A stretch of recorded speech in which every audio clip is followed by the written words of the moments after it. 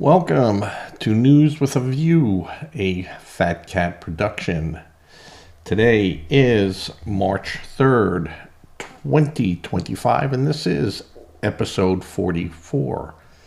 I'm your host, John A. Costa, and today we're going to bring on some changes in from the Department of Treasury, the beneficial ownership information, and that's by the Treasury. I'm going to go into that. We hear from a fired employee of ICE. RFK's response to the measles epidemic. Yeah, that's an important call, but I'm not going to take it right now. Measles epidemic in Texas and what he thinks about it. A comment by the Boston mayor to a criminal's family. And we're going to speak about the Democrats' idea of a comeback and what they need to do. And this is coming from the Democrats. So, all right, let's go right into it. Today, Trump praises Treasury Department's move to suspend enforcement of a BOI requirement. Now, what this was beneficial ownership information, and this was a department of from the Treasury, but an agency of what's called FinCEN, which is the Financial Criminal Investigation Unit or Crimes Enforcement Network, FinCEN. They look for illegal activity involving financial institutions and the movement of money. But it goes actually deeper than that. FinCEN will look for all transactions leaving the United States or its territories. And also all transactions inside territories, meaning a $10,000 transaction that takes place in a day or more. That might be, not like a bank, not from bank to bank type of situations, excuse me, but from individuals to offshore, or individuals to businesses, and then businesses back to individuals. They look for anything that pops on the surface as that doesn't look right. It differs from what's called a suspicious activity report, an SAR, which got Governor from New York Spitzer. An employee of a bank reported him as wanting cash and moving transfers around to foreign entities. And the bank sent an SAR.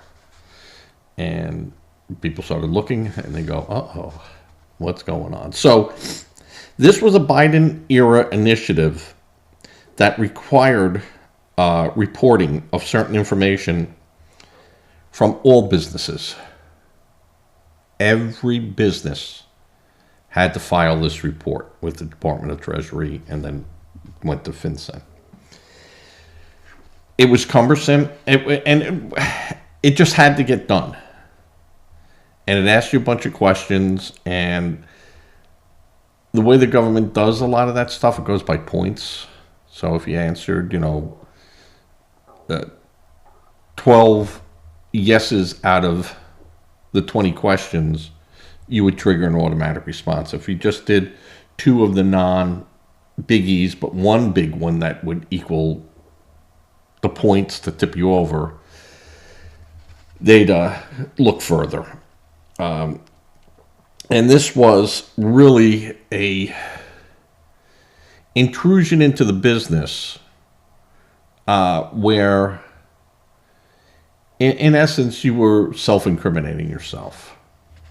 Now, as a business that uses our federal system to move money and or to take money, you know, I don't know if you could really say that was an infringement of your, you know, privacy, because you're using the bank. The bank is acting as a third party and wants to know what it's doing. So, Trump, of course, didn't like this. This was a big no-no for him and his businesses and other businesses. This was just not, you know, Trump going, you know, I don't like this and I want to get rid of it because it helps me. Does help him. Does help his business. The Biden rule has been an absolute disaster for small businesses nationwide. This was Trump saying this. So they were in the process now of suspending the rule for American businesses. The economic menace of BOI reporting will soon be no more. And the BOI's mission of the Financial Crimes Enforcement Network is to safeguard the financial system from illicit activity, counter money laundering, and the financing of terrorism, and promote national security through the strategic use of financial authorities and the collection, analysis, and dissemination of financial intelligence. So here when they're saying the dissemination of, that's exactly what Dodge, they're complaining about Dodge doing, yet this was one government agency reporting to another government agency, reporting to another government agency, reporting to another government agency.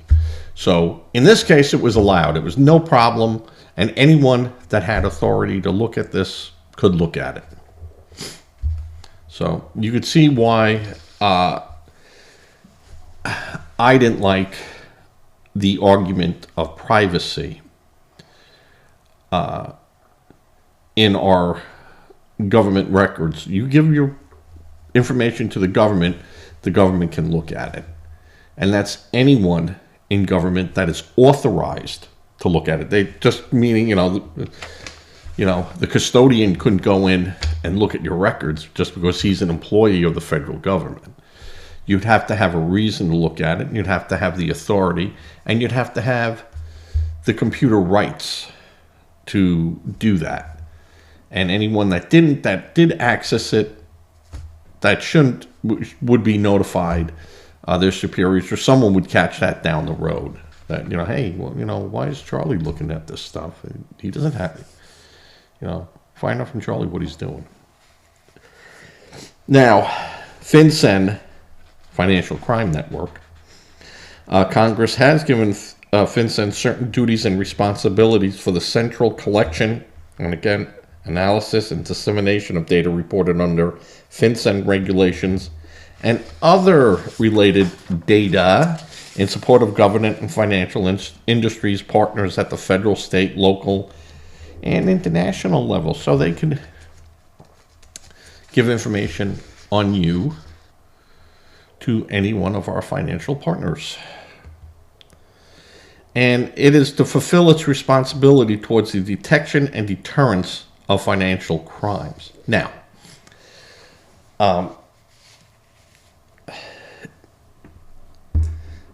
this has really been pointed at banks as not doing their due diligence in handling cash transactions from businesses and people making cash deposits,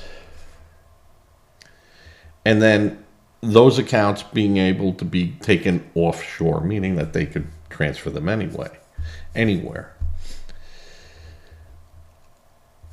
This was one of the reasons why cryptocurrency was developed, because it went outside the authority of government.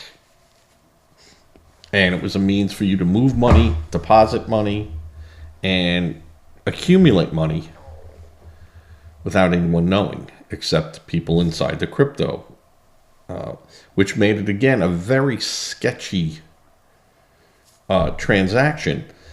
But if you were moving tens of $millions around of drug money, it isn't like you could take it, to someone and go put it in your account and then send it to me. And so what FinCEN does is it looks to see, okay, and what BOI did was to say, how can that laundromat do $1 million worth of business per month when they just have 30 wash machines and 10 dryers and a storefront somewhere? How is this possible? Now, they were probably paying taxes, federal taxes, on that money and depreciating. I buy a new machine, I buy 10 new machines every month, or whatever they were doing to jack that expense up, and then paying their taxes, paying their, let's say they fall into the 28% tax range. Well, $28,000 or $280,000 on $1 million every month to go to the government, and they're paying it, and all the boxes are checked and everything looks good. To have that to clean your money, and then that money goes wherever. I made an investment. I'm the owner of the company, and we made an investment over here. We're parking the money over there, and then it just goes away. This is what they look for. They look for, how can this business over here? So BOI went a step further, saying all the businesses, on top of filing your taxes and whatever is entailed with the financial reporting of such a business, this was now on top of that. And it was a layer that was just super intrusive to a legitimate business, because the bad guys would figure out a way around this to make it look legitimate. And it really didn't do much other than giving the government a more thorough look into your business, and them able to hire people and create jobs where none were necessary. Because if you're a legitimate business, you're going to file legitimate paperwork. If you're an illegitimate business, you are going to try to make it look like you're a legitimate business and file legitimate paperwork. Now, if you're a criminal and you're just a criminal and you're making all this cash, it is harder for you now to take this money and clean it. BOI did nothing to stop that. FinCEN really did nothing to stop that. And just as a matter of an example, go around and see how many of these cigar shops are opening up, right? And paying storefront rent and having a private smoking room. And you grab their paperwork, and I bet they're making a ton of money. Yet, if you would stand in front of that business, you'd see no one walking in. The same things with a lot of these stores in coastal areas, the beach stores, nothing more than $5.99, towels, boom, boom, boom, and they got lights on, and boom. And you're looking at it and you go, hey, I got 9 lights in my house, and I'm getting $145 a month electric bill. How many towels are they selling just to pay the electric bill? Forget about the rent and merchandise. And so those places come under a little bit more scrutiny as to, really show us what you're doing. And that they go through and they'll look at inventory. And these people get very clever because they sell their inventory to one another. So all of a sudden they say, oh, yeah, well, we sold that to Crazy Charlie's beachwear down the street for, $350,000. And then we bought for $450,000 from Lazy Larry's beachwear to restock everything. And then we sold stuff, and then we move it out. And all it does is keep turning around.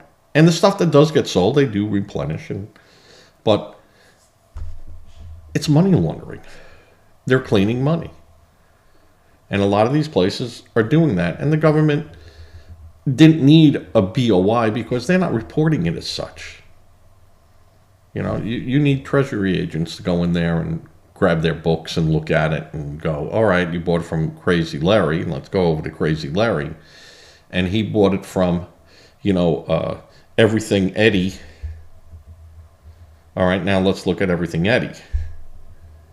And you start having to do it, and then all of a sudden the trail just goes south. Well, I bought it from Furious Fred. Now, Furious Fred has been gone for, 18 months. He's gone.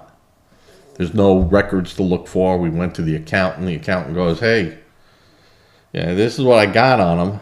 After that, he took off. We didn't know what he did. And they disappear in the wind. And this has been going on. And the government has tried to look deeper into this. And that's why the government would love to take us off of dollars to cash and go all electronic. Because every transaction can be looked at. And there's no getting away from it. And, there's no cash. There's no way you could put money onto one of these cards without it going through something legitimate. And if you don't have money to accumulate and then take to the bank and, say, I'll just put in $500 a day, $300 a day. I'll put a ad up on Craigslist that I sell stuff. And, yeah, I sold it. And yeah, okay, I fill out all my stuff. Yeah, I made a couple of bucks on it, But in the meantime, you're putting money in the bank. Well, this would end because the only way you'd be able to buy that from someone is would have to put that on a card, and you'd send that information in, and then you'd get the money, and that would get recorded, and then they would know. And that's what crypto is all about too. You don't get a coin. You don't get 1/10 of a coin and stuff. No. So FinCEN and all these people are there to make sure the government gets their taste. And if they catch criminals, well, that's a bonus. They're not looking for criminals. They're looking for money. They don't get any money from criminals because unless you catch them with the loot, and if that money, that money's trading hands all the time. So they're not going to put a stop to that. But BOI was a real waste of time. It was a waste of a department. It was a waste of federal money because it really didn't do anything but make it harder for legitimate business owners to do business. It added another layer of already layers and layers and layers of information. So,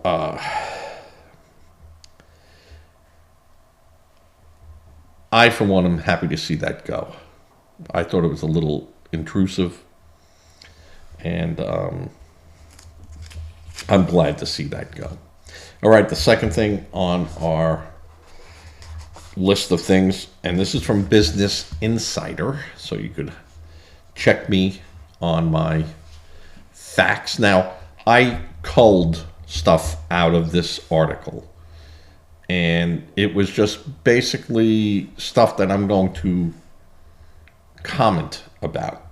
But everything that I am going to read from is factual. So, and like I said, this came out of Business Insider, and this was in Today, so you could go back and do this. And the byline was, I worked for ICE under Biden. Even I'm taken aback by immigration changes under Trump, and sad to see federal workers being vilified. All right. The person they interviewed was Deborah Fleshhacker, who worked for the Department of Homeland Security and ICE under President Biden. And she said she witnessed a Trump administration make changes to immigration guidelines she worked on. And she said she feels that federal workers are being vilified and finds it sad to watch. She goes on to say, on election night, I knew I was out of a job. I've been working for the Department of Homeland Security as a political appointee under the Biden administration. Now, and a political appointee works under the pleasure of a president. And she said, I was hopeful about staying in my position under the Harris administration. But when Trump was elected, there was no question I was going to be leaving in January. So she knew she'd be probably gone. And she said, I was hoping that Trump would ask me to stay on, or I would stay on if I was asked. Well, Trump was the only one that could ask you, sweetheart. She said, I always appreciated working for the underdog. Now, she worked for Homeland Security. Who's she talking about, the underdog? The people that she was supposed to be looking for? And she said, I took my first job at DHS in 2011. It was a departure from my background in nonprofits. And I enjoy trying to support both the system and the people in it. All right, so she was like, I wanted to see, my department succeed, and I also wanted to see people treated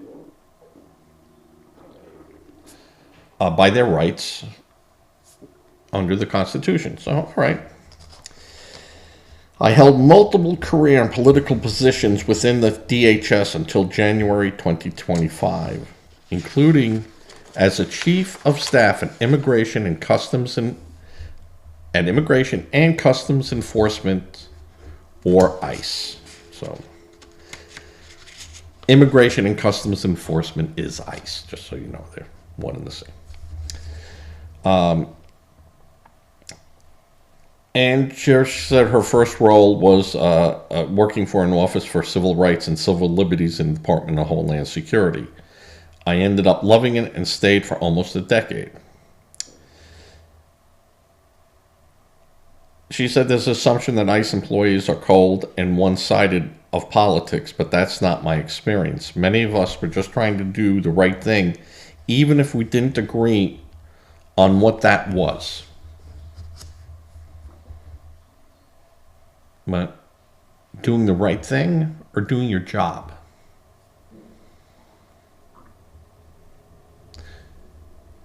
You can feel, if you're store security, loss prevention, you can feel, well, all right, maybe stealing from this big store is not a big deal. But your job is to stop it and, prevent it. If you're saying it's not a big,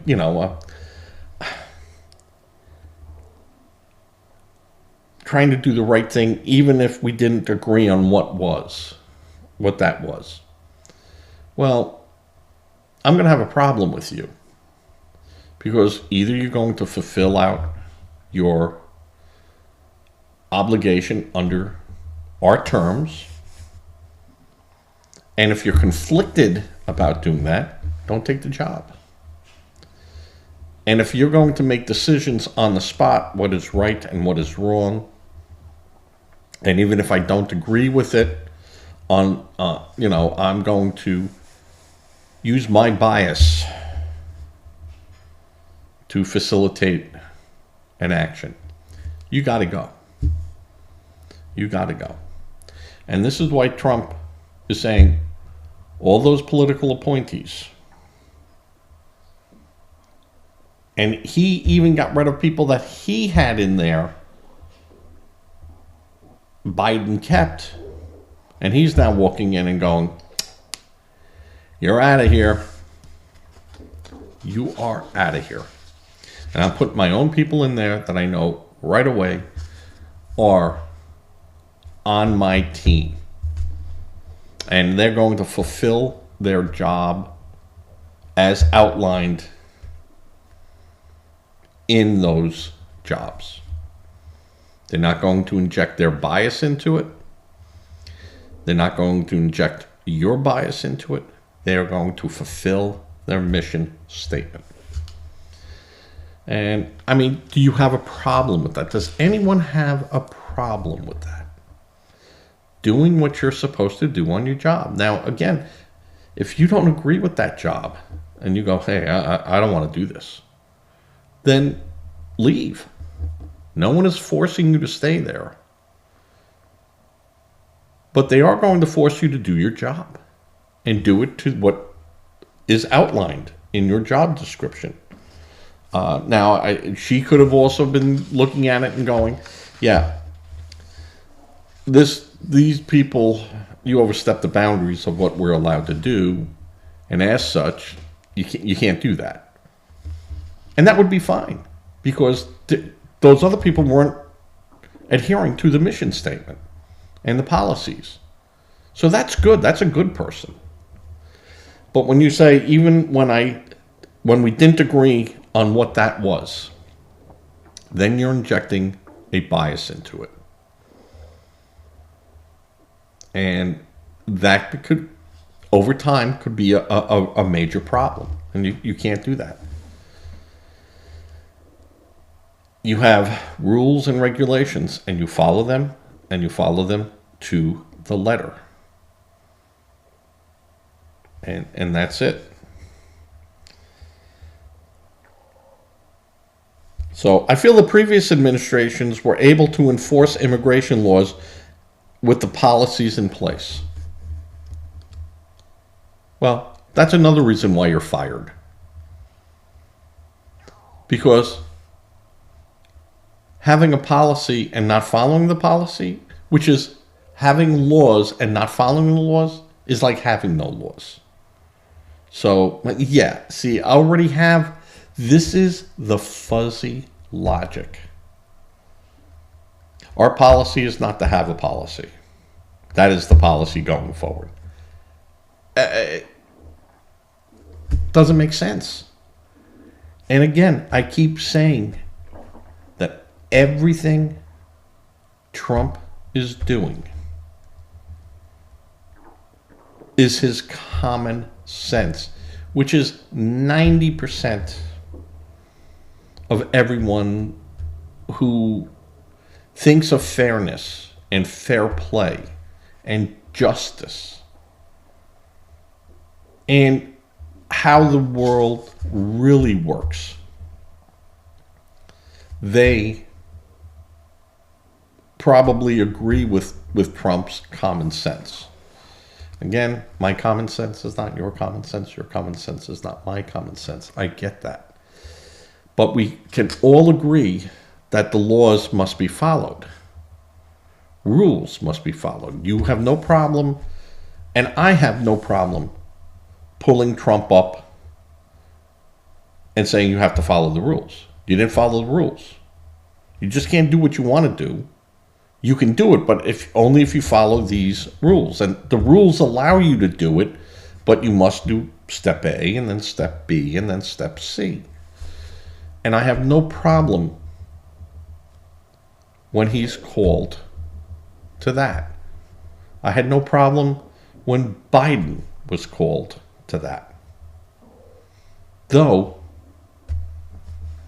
when people tried to call Biden out on that, boom, they were called racists, protests, we're going to, cancel them. And so people just started going, you know what? I'm going to hope for the best here. And we wasted 4 years. And tens of trillions. Because America didn't want to say, hey, what are you doing? Yeah, that's neither Republican or Democrat. This is a right and wrong issue. What are you doing, Biden? What are you doing just with writing checks out? Like your grandma with grandkids sending out, Christmas gifts, writing a check. What are you doing? And no one stopped him. And when people tried to, oh, racist, you're racist. You don't like poor people who are black people who are illegals or, undocumented people that should have all the rights we have. Then why have a border? If you don't have a border, you don't have a country.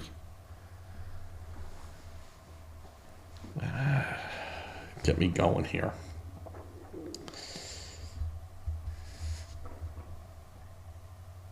And she said, I don't think making people scared to go to the local police, hospitals, or schools is good for the communities. Yeah, you think having all our tax dollars go to take care of people that shouldn't be here? Because we want you documented so we know who's coming here, so we could go, all right, we took in 10,000 today, we can take no more. Come back tomorrow, maybe you'll be the next bunch. You think that's such a bad idea? These people have absolutely no clue when they go, oh, boo-hoo, it doesn't make it good for the community. Financially bankrupting towns, communities. I don't think that's very good for them either. Or making it so hard for these people to stay in these communities because, well, now I need more police. Now I need more school teachers. Now I need more schools. And these people aren't paying their taxes. These people can't get legitimate jobs. So there's no collection of their fair share. So now I got to put out twice. Once for me, and then once for them. You think that's good for the community? Yeah. Again, common sense. Liberals don't have any. Bob, you have no common sense. But I do love you, and you are a good person. And you're one of the few liberals and progressives that not only talk, but walk it. So I put you in a different level, Bob. I'll only beat you around your back and stuff. I won't hit your head. Hey, I'm a nice guy. All right. The next topic I have there. Measles outbreaks. And of course, this is, when the measles outbreak of a few hundred in Texas. And he said, hey, measles outbreaks are normal. And he's right, they are normal. It does happen to those that are unvaccinated. For the most part. There are some people that get vaccinated and for whatever reason it didn't work for them and they get the measles. But the majority of these people that did not get vaccinated didn't under the guise of religious objection. And I think they got a little bit too liberal with the religious objection, mostly with the MMR shots, which have been around for a long time. And even RFK said they're effective, they work. And, well, let me read. Robert F. Kennedy Jr., Secretary of Department of Health and Human Services, said measles outbreak in West Texas is a call to action. And he's encouraged parents to consider whether to get their children vaccinated. Kennedy, a longtime vaccine skeptic. Just some of the vaccines, not all of them, some of them. The decision to vaccinate is personal, but defended the efficacy of measles, mumps, and rubella, the MMR vaccine, saying it is crucial to avoiding potentially deadly disease. Now, I remember as a child, one of the students, I think I was in the 4th grade, and one of the students died of the measles. And we knew that. We knew that the mumps and measles, well, mumps not so much, but measles and rubella, and rubella caused problems to people, for women who were pregnant. And, we remembered that. And that was a big scare for, moms and dads, kids.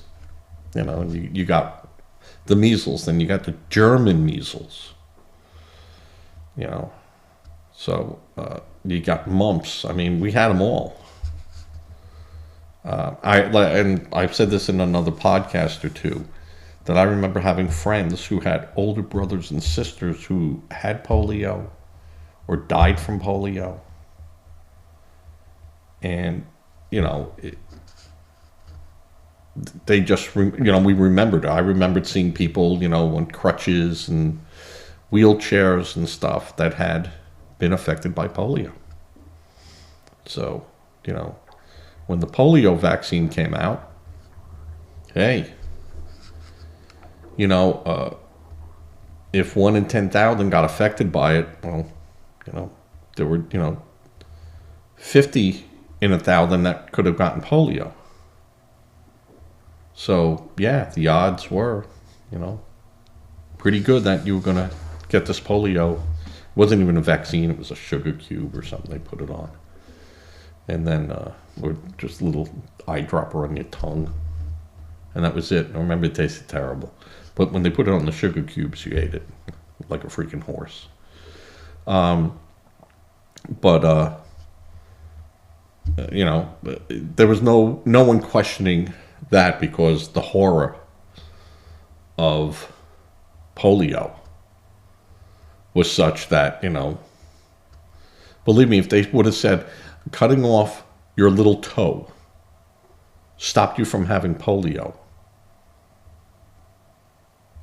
it'd be gone at birth. So that's how horrific polio was. And rubella got you sick for, a week or two. The mumps. And I remember having the measles. Germany was one of them, where you had to have the room dimly lit. The light bothered you. Headache for days. And the mumps were even worse. The mumps, you couldn't talk. And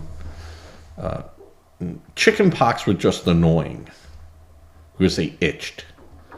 And my mom, and I came from a family of 6, so everyone got chicken pox, except my little sister. My children gave their aunt chicken pox because she never got the chicken pox shot. She was older, and no one ever thought about it, that, they forgot that she didn't have it. And my children got the chicken pox, and this was before the chicken pox inoculation. And all my children had chicken pox. And I think when the shot came out, our family doctor wasn't crazy to give it to my son, who was born in 1980. And he said, not enough information out on it yet, so let's just wait. Of course, he was about a year old and got chickenpox. But that's what happens. Everyone got the chickenpox. It would run its course. But the measles, rubella, a lot of these ones were really debilitating. I think the measles could make you deaf, could make you blind. There was just a lot of bad things out there, and you got it and got better. Scarlet fever. God, I used to get strep throat all the time. And my dad would be pumping, antibiotics into me. And God, I was a sickly little kid. Sure, I had pissy eyes too.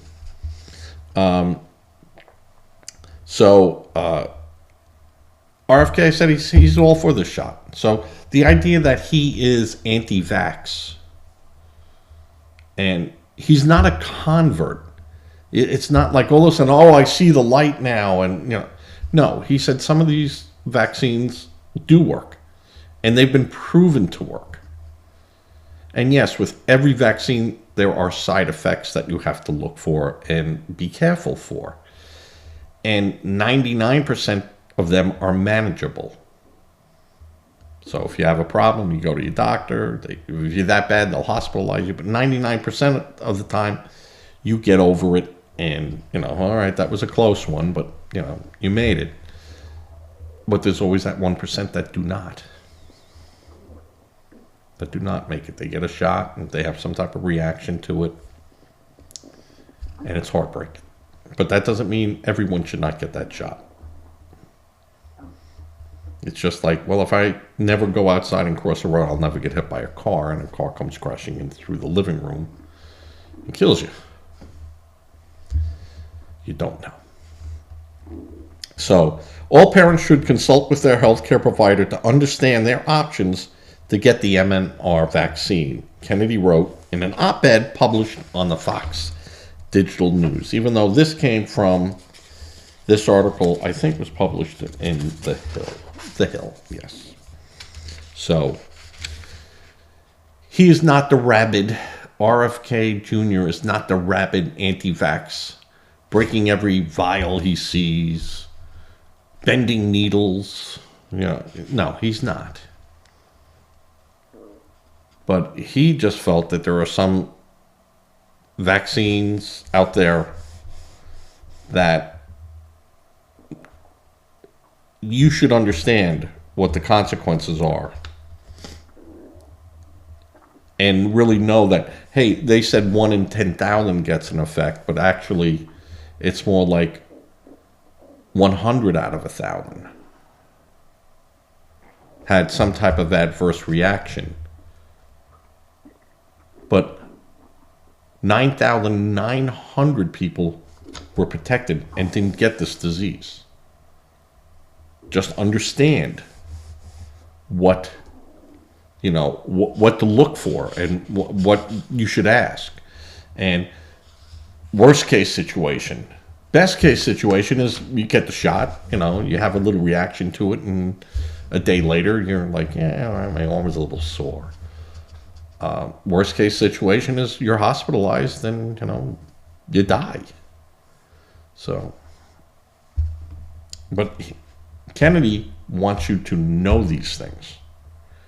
And that is how you make an informed decision. And a lot of these trials and stuff that they do are very limited in scope. Because the more adverse reactions, the more they got to report it. So,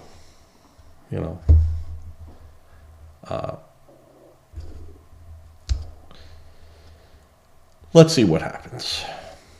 Measles have been around a long time. We've dealt with these things before. You usually get them into the religious communities where they all reside. So we saw this in the Hasidic community. We've seen this in other communities. We've seen this with a lot of migrants coming in, bringing in a lot of diseases. Tuberculosis is up there, you know, and because a lot of countries, tuberculosis is still a major problem. Hepatitis, still a major problem in a lot of countries. People don't, you don't hear too much about it, and if you do hear about it, oh, it's a drug user or, unsafe sex or, something along those lines. But actually, hepatitis is actually pretty easy to get. And it was one of the only diseases I remember my dad saying that was the one he worried about the most, was hepatitis. Because the virus is so adept in evading the body's immune system. And, he was a doctor. He worked in people's mouths. He worked on people. There was blood. And yes, they had gloves and stuff. But he said even the gloves that they had, those viruses could get through some of those gloves. Remember, everything is made up of little atoms and molecules next to one another. But if that virus is small enough to find its way through one of them, it can find its way to you. So even with gloves, my dad was always very, very worried about hepatitis. All right. The other article. Boston Mayor Wu offers condolences to family of suspect shot and killed after allegedly trying to stab people. Well, it wasn't alleged. The people that this person was trying to stab were there. The police saw it. Other people saw it. The individual was trying to stab the two individuals in a store. And the off-duty officer identified himself as a police officer, instructing them to drop the weapon. At which point, the individual did not comply. The officer discharged his weapon to stop the threat. So the guy was still wielding the knife, threatening to stab people.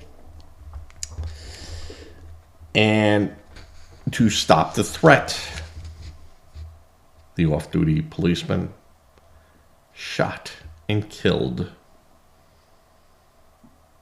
the criminal. I won't say alleged. There was nothing alleged about it. This person did it. And the mayor, this is not the first time Mayor Wu has gone to a criminal that has been shot by the police and poured out her sympathy to the family of the deceased criminal. This one was a little different because she never acknowledged the two people that this guy was trying to stab. Never reached out to say how, oh my God, this was traumatic, and we have services available to you if you have, post-traumatic stress syndrome from this. We have counselors that can help you. Not a thing. But went to the family of the dead criminal and said how sorry she felt for them. All right.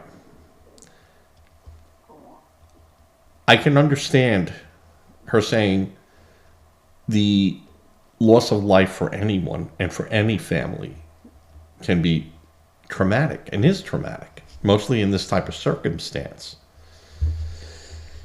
But thank goodness there was a police officer there who probably prevented the murder of two innocent people. in a store. And as the loss of any life from any crime is, you can feel compassion. But aren't we happy that the police were there to prevent 2 murders? And the criminal who refused to obey a person who was the police, who identified himself, didn't. Now they could say, oh, he's on drugs, he's on that. I don't care. I don't care. If that was one of those people were my child, was my mom, was my dad, my brother, my family, my friends, I'd be at church or in my house thanking God for intervening, and God have mercy on the person who was killed. But I'm also thankful that 2 other people weren't killed. So Wu has a problem. Wu has to go. And Boston, you got to get your freaking act together and go, enough of this. Enough. Put your priorities where your priorities need to be. Okay? Now, the last thing, I'm going to try to keep this under 45 minutes. I don't think I'll be able to do that. You can see I have 10 pages of notes. And I could have gone on. There was just so much in the news, and I will even touch off base on something. Democrats, and you know what I didn't do here? I think this was from Politico. I'm sorry. Yeah, I did put it in here who this was from. Politico. Democrats comeback retreat. Suggests party to embrace patriotism to win back working class voters. So when I say retreat, it wasn't a retreat of, the article wasn't a retreat that, they're retreating. They were at a camp for Democrats,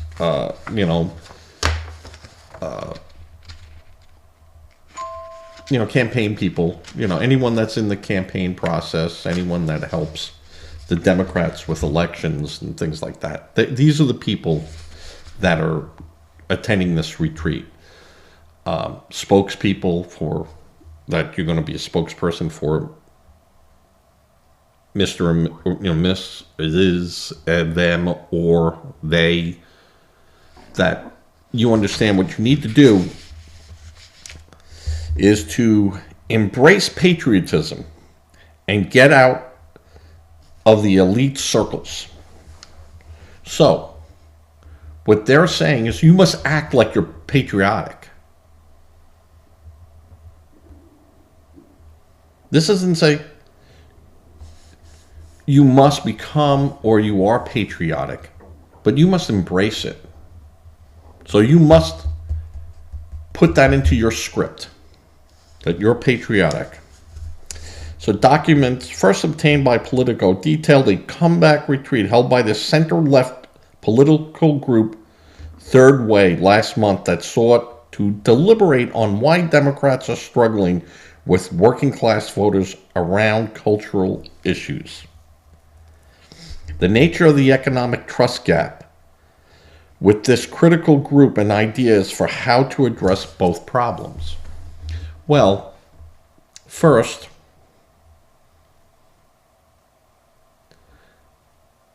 we will continue, MAGA will continue to point out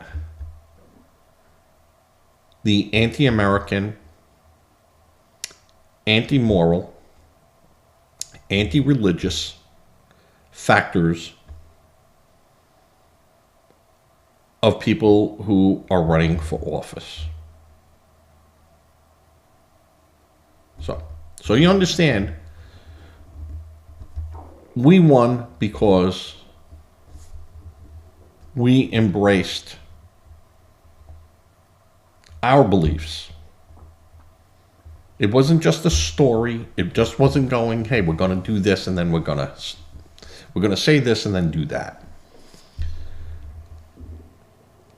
The progressives, Democrat, liberals, can't be trusted.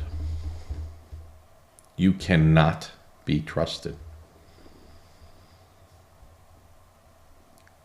And this is why John Fetterman,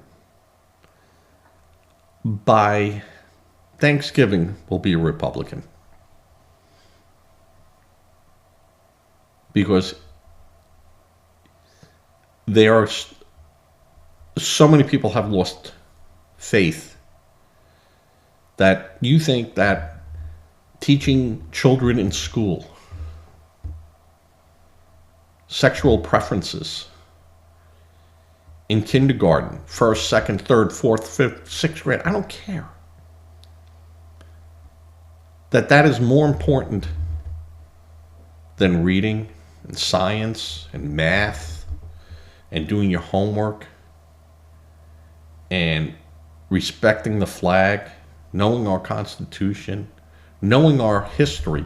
And you could say, yes, history is written by the conqueror. Yeah, it's the way it works. And that, the Mayflower was false. This was false. This was all lies. No, it wasn't. But it wasn't all fun and games either. And, you could say, we pushed the indigenous people off their land. Well, they pushed people off their land too, and that's the way it works. That was the norm for the day. That was the DEI of the day. That was the affirmative action of the day. And you're not rewriting history, and you're not saying we're going to go back and correct what took place there, because now today my center point is way over here and it's not way over there, so we're going to force everyone to go the way it was back in 1619 and 1642.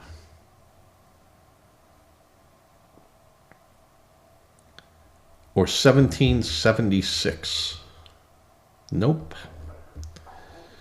You never go forward going in reverse, folks.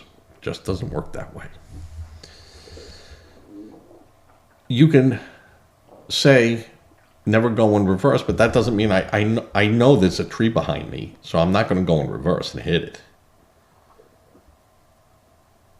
And I do know that when I do back up, I look first, and I look around and I make sure that I'm not going to hit anything. But I go forward a lot more times than I go backwards. So, Democrats, you need to truly embrace what you had let go. And if you want to go back into the 50s, where the Democrats were about family values, about labor,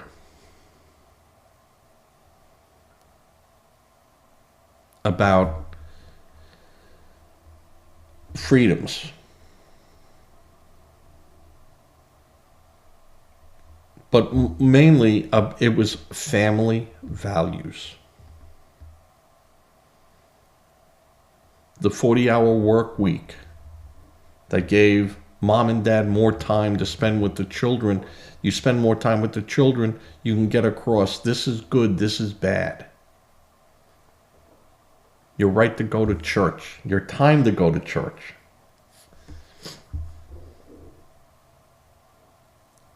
I mean, when I was growing up, the only places that were open on a Sunday was a gas station, a diner, maybe a restaurant or two, but most were closed Sunday and most were closed on Mondays. And the pizza places were open. You know, we did have a McDonald's that's when I was a little older. We had a McDonald's. We had a Bob Hamburgers that was open and a Wesson's. Remember Wesson's? Hamburger place. And there was another hamburger place that went out too, but those were all places you could go on a Sunday, But Sunday, hey, we weren't allowed to have breakfast unless we went to church, and we had to wait an hour afterwards if you took the host. And it was Catholic Church, of course. And so my brothers and I used to try to get there at the 7 o'clock Mass. So up at 6:30, dressed, nice clothes.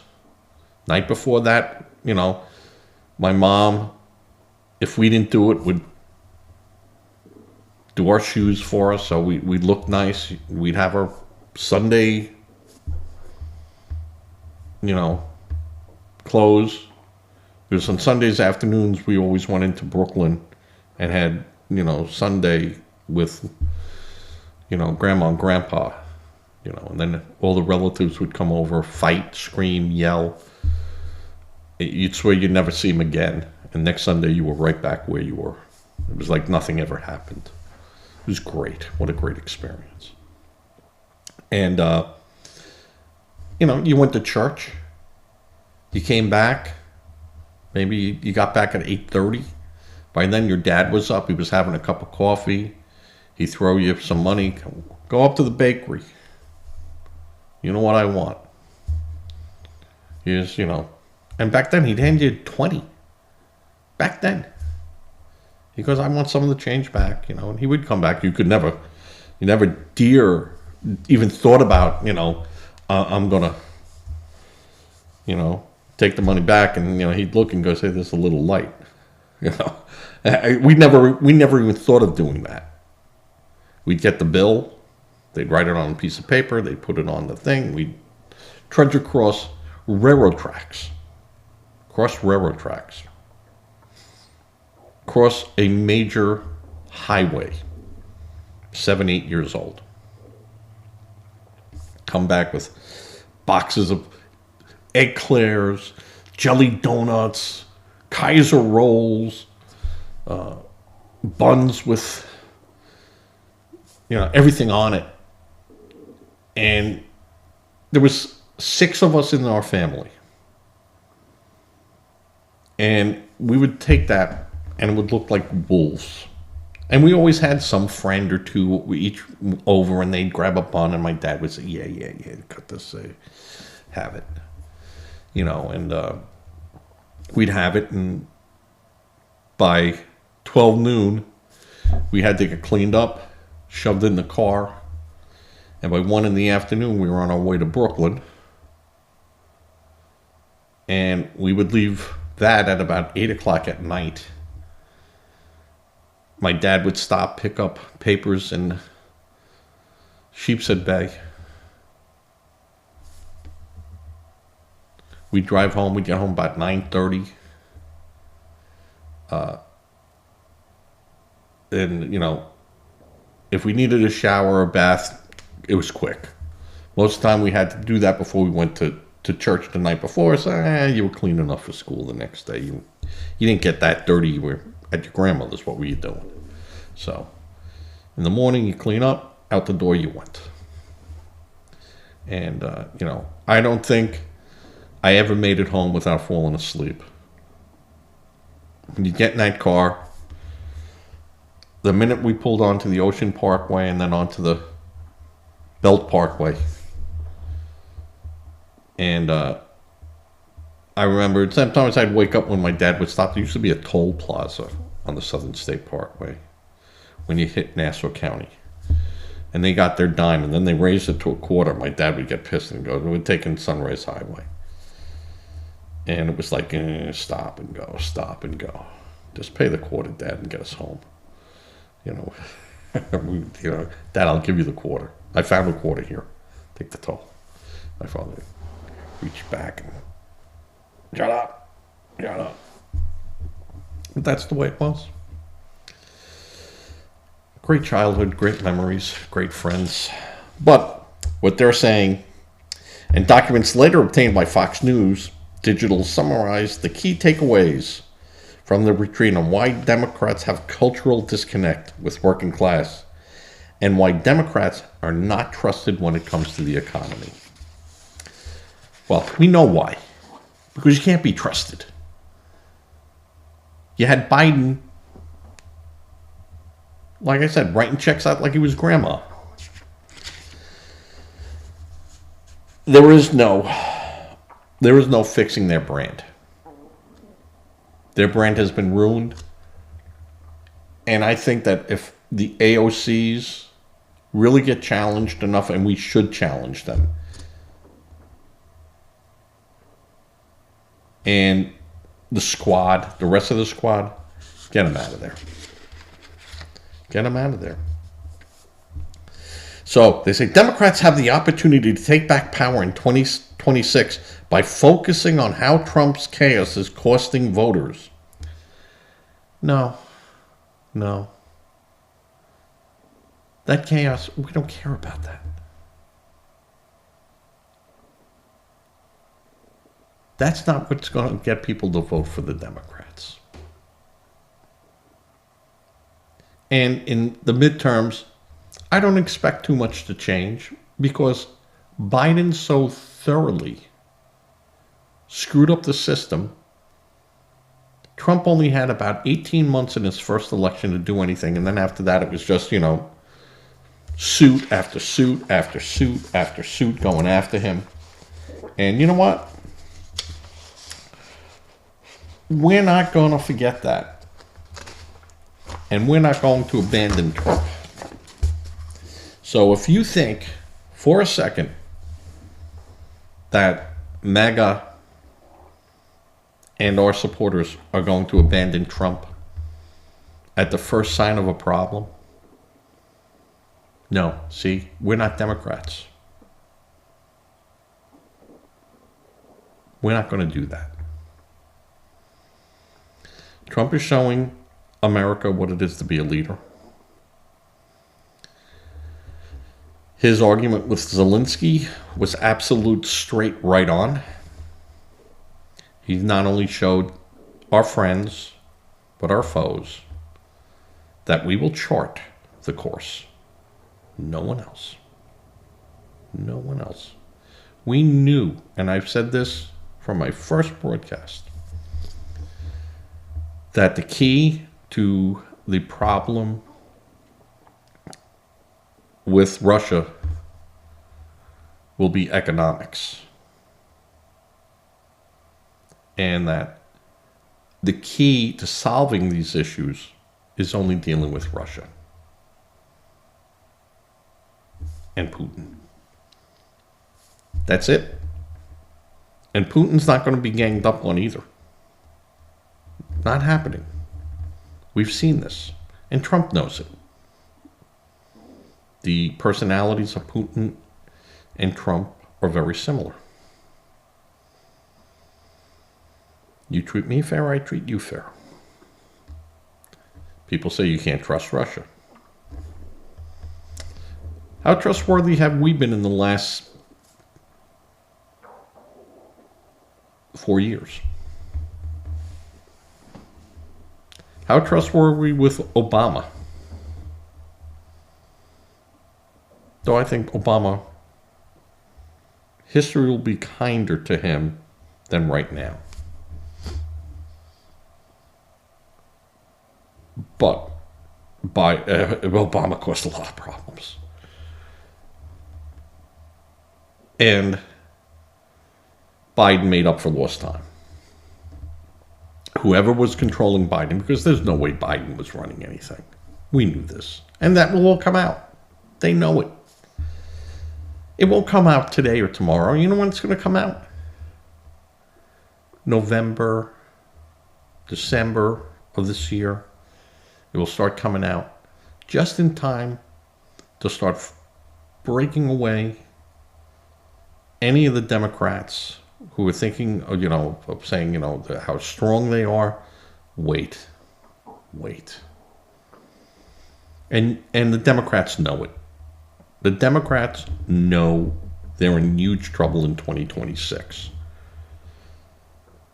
And my prediction is, even if the economy doesn't do anything, if it just stays right the way it's going,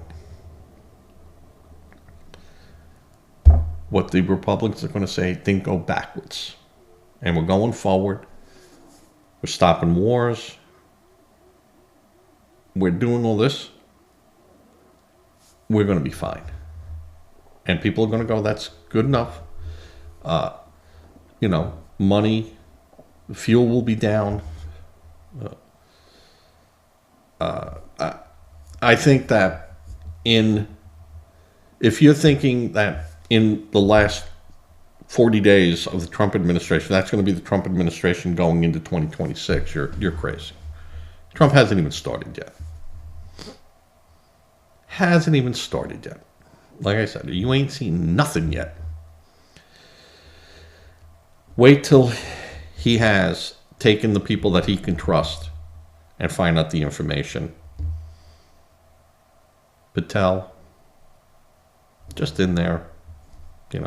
Bondi, just in there. It's just a matter of time. And Rubio is great where he's at. That is a good, solid choice. I think both sides like Rubio where he's at. Vance is going to make a name for himself. Already has. The Hatchet Man. And what happens with Zelensky? Trump knew where he was going to go. And Trump told him the key is not strategic. That to have a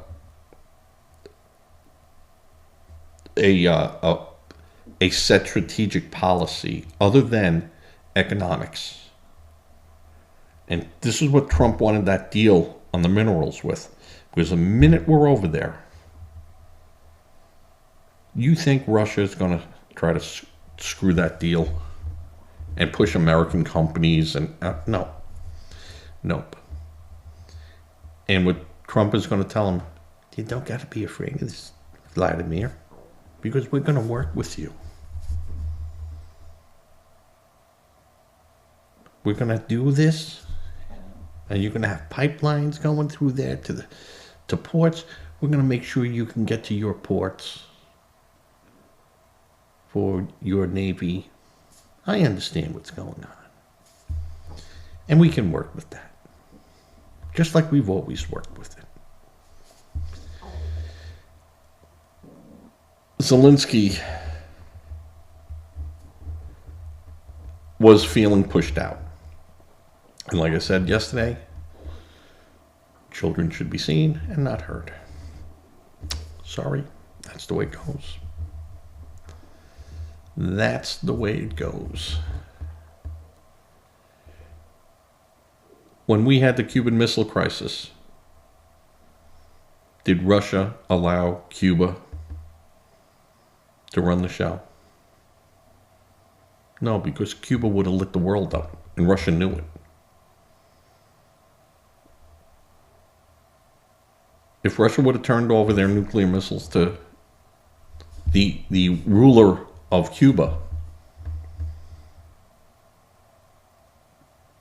Castro would have pushed the button. And Russia knew this. Said, no, we'll make the deal for you. And Cuba had real no say in it. Russia cut the deal, and the deal was 99 years. He promised never to attack Cuba. And we were like, 99 years, could be 20 presidents. Who knows? Yeah, okay, we're there. We're there with you. Sure, where do I sign? And you get your missiles out of there. And this is the same problem that Putin was having with Biden. Biden kept smiling, that stupid little smirk of his. Yeah, we're going to put our NATO forces over there. And then you won't be able to do nothing. Because you ain't Russian enough. I mean, this is... And Putin goes, no, you already have Poland and stuff. We don't have offensive weapons there. But we could. And now you have Sweden. Yeah. They're all in. They came in there. They're now in NATO. And it was the worst thing that could have happened to Russia. Worst thing that could have happened to Russia. So, Biden really put everyone into a rough spot because he thought he could make Putin blink. And Blinken goes, Putin, I'm not going anywhere. I'll just wait you out. And he got bad advice. Putin got bad advice from his military. And when, Putin asked, hey, if I wanted to take over the Ukraine, how bad can it be? And of course the Russian generals, we can march in there. It's, like I said, it's Tuesday. By next Thursday, we should be in Kiev. And he goes, we can mobilize. We got everything ready to go. We're just waiting for your order, Mr. President.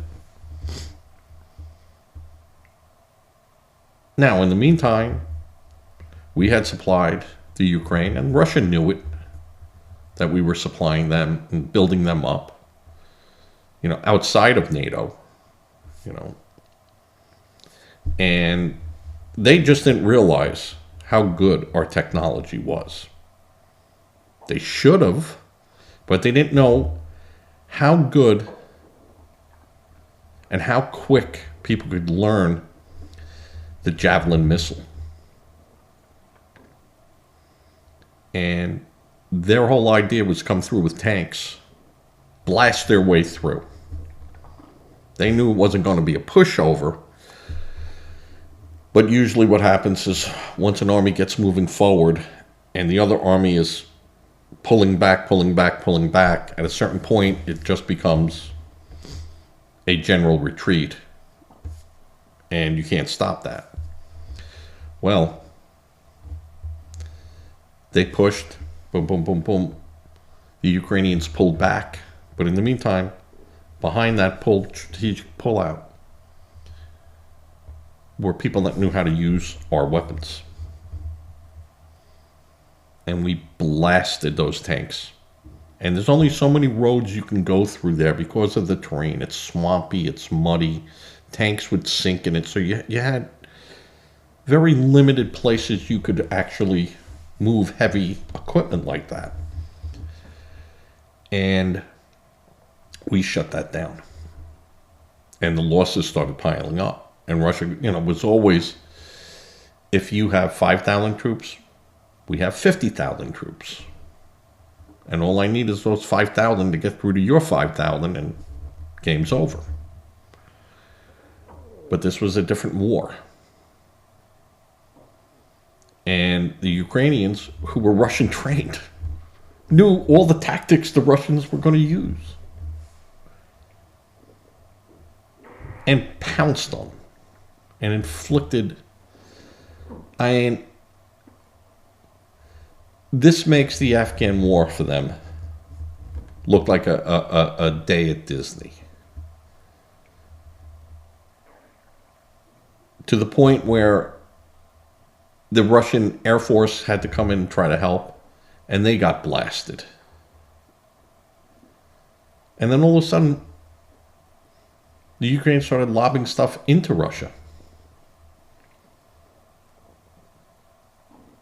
And they hit Moscow. Now that's very dangerous. That's very, very dangerous. And, people in our government went to Ukraine and go, don't do that on any big scale, because you're going to push the bear into doing something, that will be biblical.